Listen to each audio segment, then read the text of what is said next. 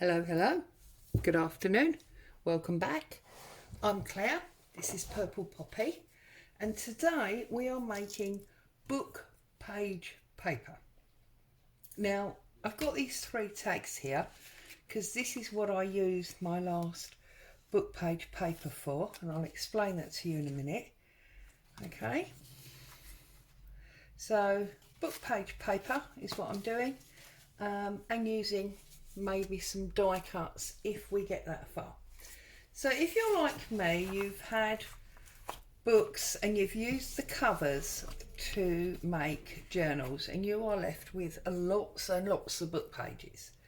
So I'm sorry, I can't get comfy on my chair. Right, so I've had piles and piles of these lying around and I'm like constantly looking for things to do with them. I did do a video or a series of videos where I used stacks and stacks of them to make an entire journal. And then I did lots of ephemera with them. But today we're going to make book page paper and I'm going to show you what I'm going to do.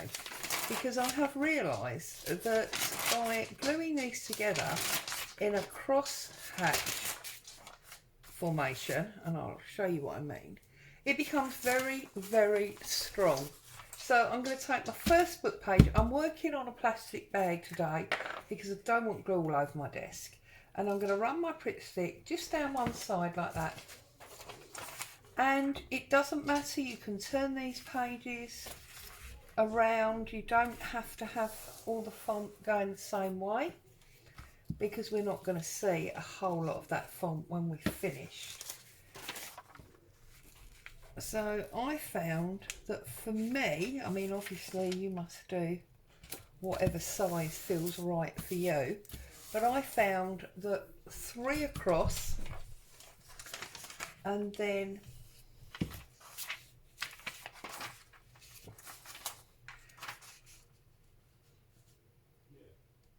two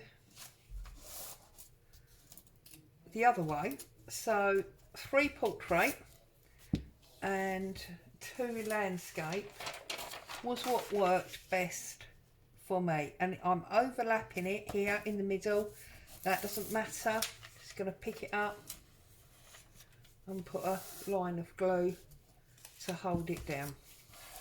Okay, then what I'm going to do is I'm going to flip it over like so.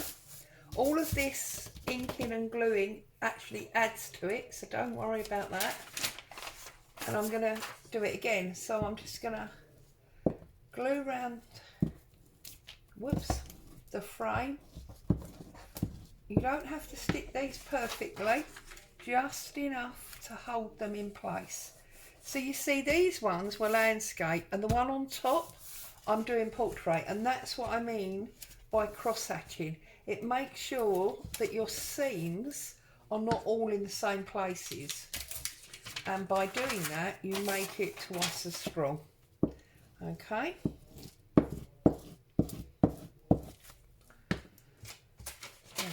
now you can obviously now paint these and use it as art paper.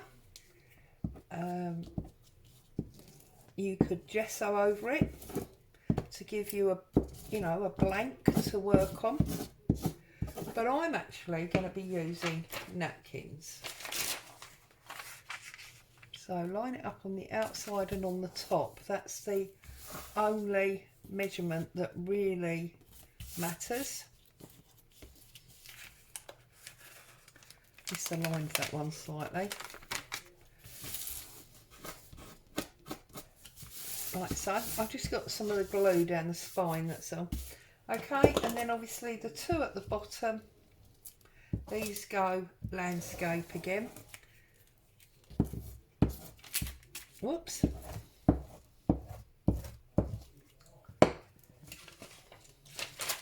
So turning this one round, lining up the bottom and the edge, and then again lining up the bottom and the edge like so. Okay, and then sticking that down like so. And then what I'm going to do is I'm going to use a napkin as my base, and you need a napkin that runs all in one direction. Oops, glue on there. And what I mean by that is it's a continual picture. Although it's a repeat pattern, it's a continual picture in comparison to this one where the picture completes the square and is then reversed on there. This won't work because half your page will be upside down, unless obviously you're making something that size, in which case you could just use the one square and then it would work. So obviously, as always, I'm just going to trim my backs off of here like so. Obviously keep these under layers, and then I'm going to line this up. Slightly too big now, I'm aware of that, but whoops, I'm just going to line it up to the top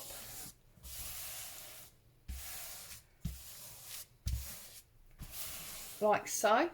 I'm going to take my tinted glue. You've seen this, oh goodness me, you've seen this many times. It is clear PVA that's just got ink stain in it, and that is what colours it up and gives us that beautiful vintage colour. Now this is, as you can see, not a paintbrush. This is actually a makeup brush. I like to use these because they're very much softer, and it does aid not ripping the napkin and pulling the creases out. Okay.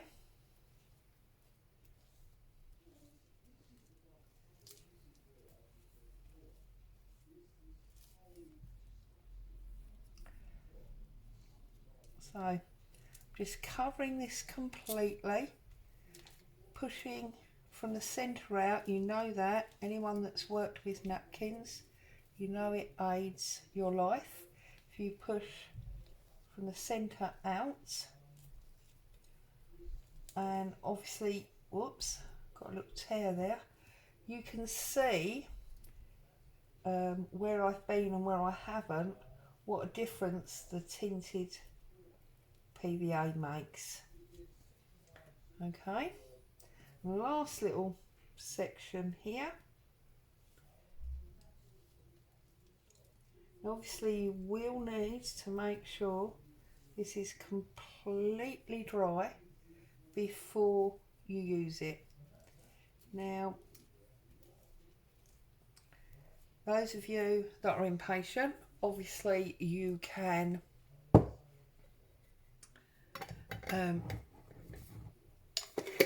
get your heat gun on it. That is one way of drying it.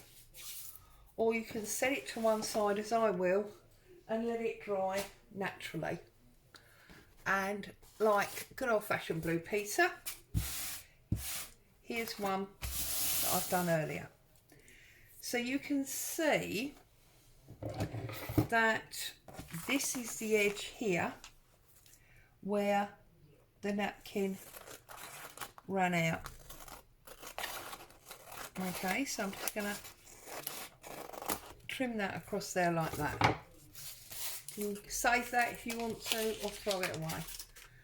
Okay, there are some creases in it. I'm not overly bothered about that, and you can see there are some areas on the back that are not completely stuck. If you're going to use your book page paper for something like tags, then the chances are you're going to put coffee dyed paper on the back, which is going to cover up the book page and also stick any loose areas back down. If you're going to use it for something like a book page or the beginnings of a journal cover, then obviously you're going to cover the inside anyway. But for today's purposes, I'm going to make some more tags. So the first thing I want to do is I want to grunge it up a little bit more. So I'm going to use what I call the Artie Mays method. I don't know that Artie Mays did this first, Andrew over at Artie Mays, or if indeed other people had done it beforehand. I'm sorry, that's Boo having a good old bark, because for some reason children are playing in the street on bikes. I'm just going to add some water. No, I'm not. Yes, I am. Add some water, okay. And then I'm going to take a bit of tissue, one that I have undoubtedly used before, and I'm just going to dab in some of this colour. One of the reasons I'm doing it with the tissue is it will leave colour and interest on my tissue, which means I can use that later on, but also it means that my paper's not going to be too wet. We want more, we can have more.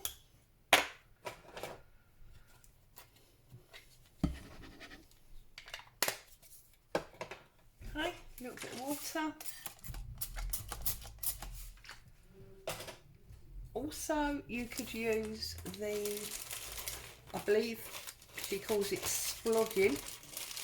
This is what Yvonne Preston does, and you get much more colour than if you do it with the tissue. It's obviously slightly wetter, but not a lot.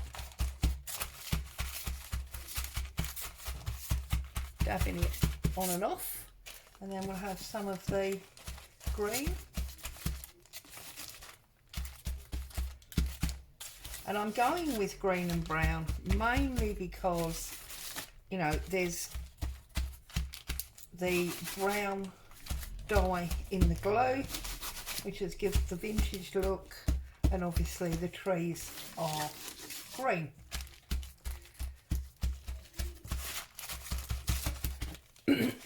Now obviously if you wanted to, you could go over that with even more colour. Let's have a little look. Let's see, look how awesome this tissue is going to be when it's dry. Be able to use that for something, that's going to be lovely. Let's do something a little bit different, and let's clean off the glass. This one's all pink.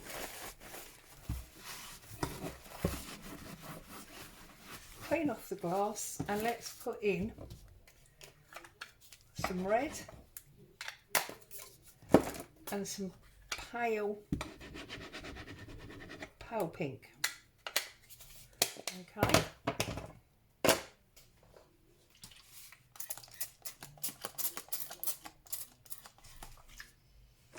And then what I'm going to do is do this plastic bag again.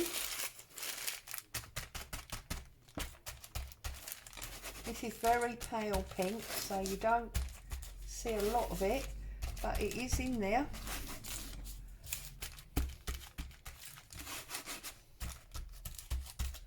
And then obviously some of the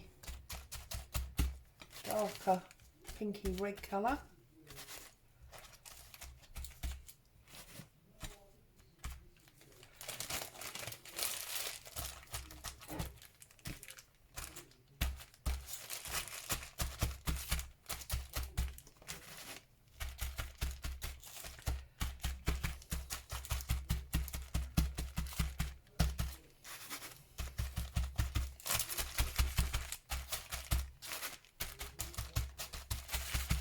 Okay, let's clean that off.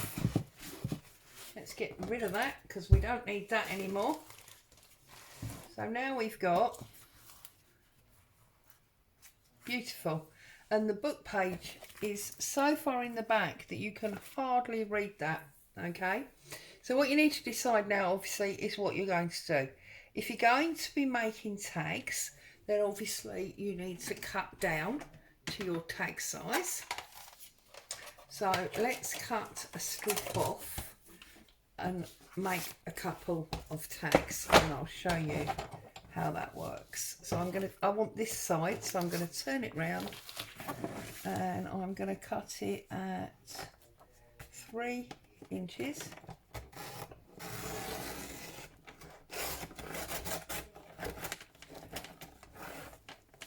Like so. Set that aside for a moment. And how big is that? That's actually 10-ish, so we'll get roughly 5. Come under a little bit, like so. It's almost half, not quite. Well, there you go. And then the next thing that I'm going to do is I'm just going to use my loyalty card that's got the corners off, and I'm going to make it into much more of a tag shape. Now obviously you know how to make tags, you've made these many times before.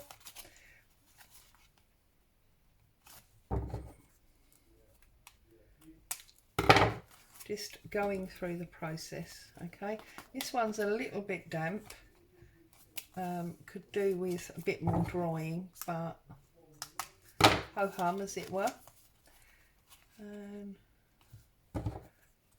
like so. Alright.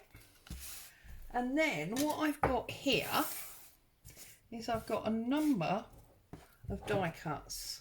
So I've got this beautiful fern, okay, and this, I don't quite know what that is, but it's a different type of greenery. We've got this one here, okay. So what I'm going to do now, I'm going to use these two, and then I might use number 7 on that one and the number 5 on that one there. Okay, so the first thing I want to do is I want to get some cheesecloth on here, maybe a bit of fabric. Oops, that was a bit clumsy, wasn't it? Ho-hum. Right, so we've got some cheesecloth here. Let's work on this one first.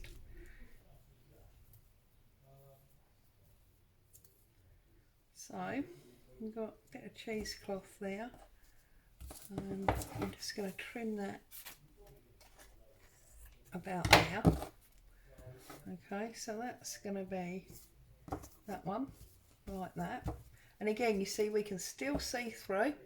And then I want a little bit of fabric, and I'm thinking I've got this cotton dyed, coffee dyed cotton. You know I love this stuff, use this stuff all the time.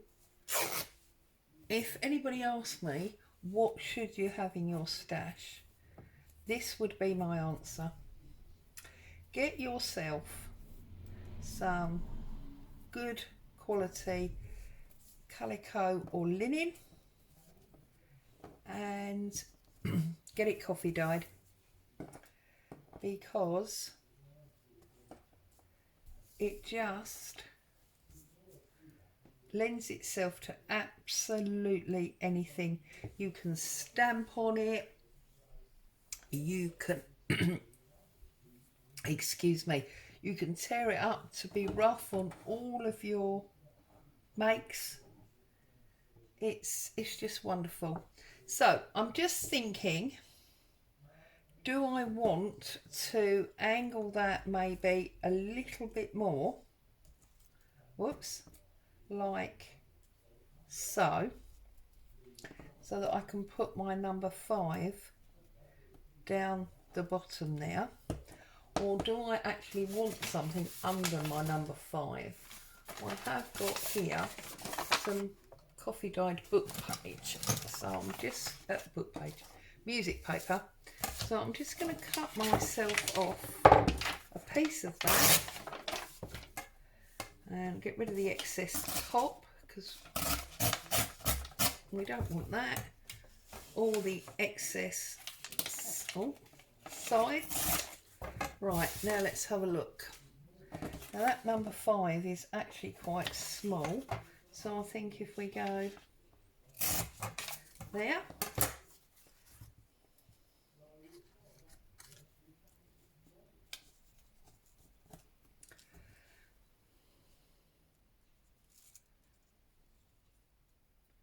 there, and then I think we'll move him down to the corner.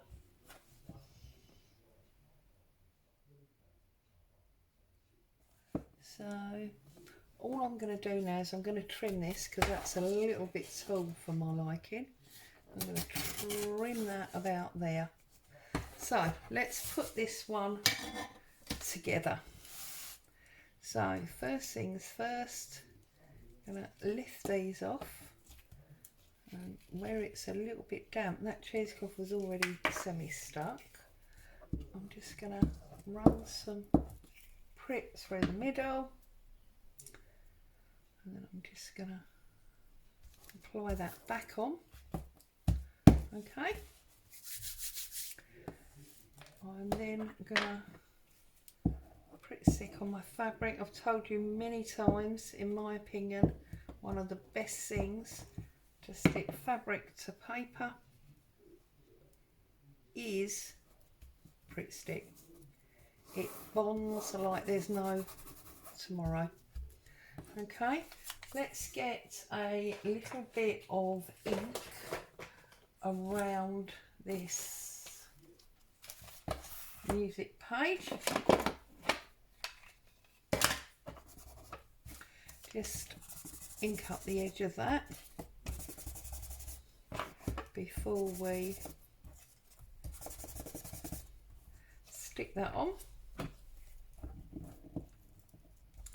And obviously there is absolutely no reason whatsoever not to stitch around this. In fact, I do believe that stitching around it would be awesome. I'm not going to do it on camera, obviously, because I've told you many times before that I can't get my sewing machine up on the desk whilst the camera's there. So, and as you can see, I always try and put my numbers very slightly on the scoop. Now I'm actually going to use the wet glue that remains on the brush from earlier to apply this leaf. The times I've tried to do it with prick stick and you end up pulling off individual leaves. So I want to start in that corner and I want to feed up and over.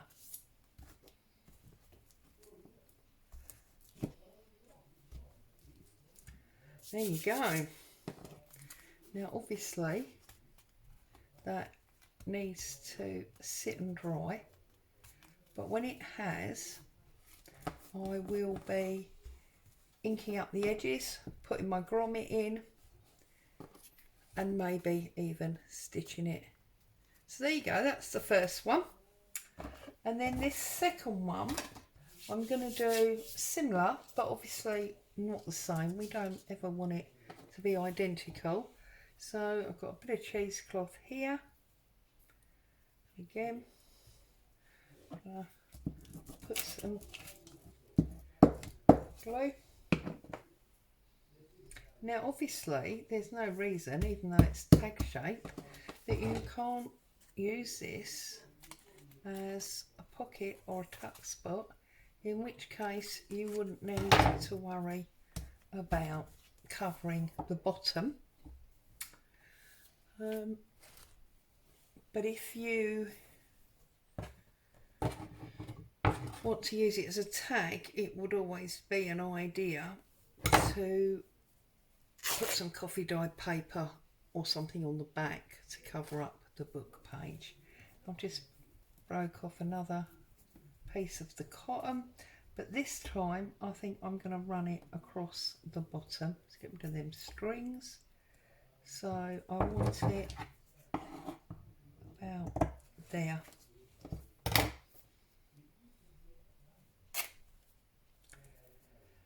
So everybody's keeping safe and well, I hope. I've been thinking that I would like to do a really major heirloom type journal. When you look at these very old films, there's always they always bring out something that they refer to as the family book, and it generally tends to be a huge great book which is like a combination of a Bible and a diary that's spanned for years and years and years. And they always refer to, you know, it's been written in by great grandparents and the like. So I would love to have something like that to hand down to my grandchildren. Now obviously I can't make, well I could make a 6-7 inch spine book. I don't really have any desire to. So I'm going to have to think of another way of doing it. So I'm not quite sure how to go about it. But I think with everything, sorry, I'm just looking for something, maybe this little bit of lace. With everything that's been going on lately and, you know, this pandemic we're in and all the rest of it, I think it's made a lot of us think about our mortality and the like. So I think I'm going to start and I'm going to have a go at it. And one of the things that I realised the other day was there's obviously 52 weeks in a year. Well, I didn't realise that the other day. I've known that for a long time. But there's 52 weeks in a year. And we're in the first week of the year. This new year of 2021. And I'm a little bit older than 52. But I'm 56. And bearing in mind that you can't remember most of your early childhood days, then strictly speaking, that gives me a week a year. So I'm thinking that I could maybe spend the year of 2021 making the heirloom book that I want to make on the basis of each week doing a page or a collection of pages, maybe, you know, taking an A4, folding it in half, because we have to do that in our journal anyway, and that obviously gives me 4 pages, and thinking, well, that is this week of the 52 weeks, which relates to the year that I'm working on. And at the end of the year I will have 52 sheets of paper, which is around 210 sides, which will be my heirloom journal that I can pass to my eldest daughter to just put in a drawer somewhere for the grandchildren later on. Perhaps I'm being morbid, I don't know. But anyway, so there you are. This is what we did today. We did book page paper and we turned it into 2 tags that have got die cuts. I hope you've enjoyed today. Got some inspiration. Stay safe. I'll see you all soon. Bye for now.